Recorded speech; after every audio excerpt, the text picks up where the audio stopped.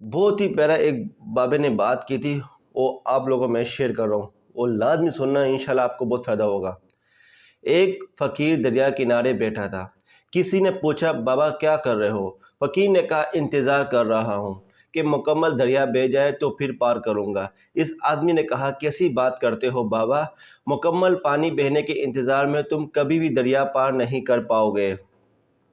فقیر نے کہا، یہ تو میں تم لوگوں کو سمجھانا چاہتا ہوں کہ تم لوگ جو ہمیشہ یہی بات کہتے ہو کہ ایک بار گھر کی ذمہ داری پوری ہو جائے تو پھر ہم نماز پڑھیں گے، داڑھی رکھیں گے، حج کریں گے، خدمت کریں گے، جیسے کہ دریا کا پانی ختم نہیں ہوگا، ہم اسی طرح اس پانی سے پار جانے کا راستہ بنانا ہے۔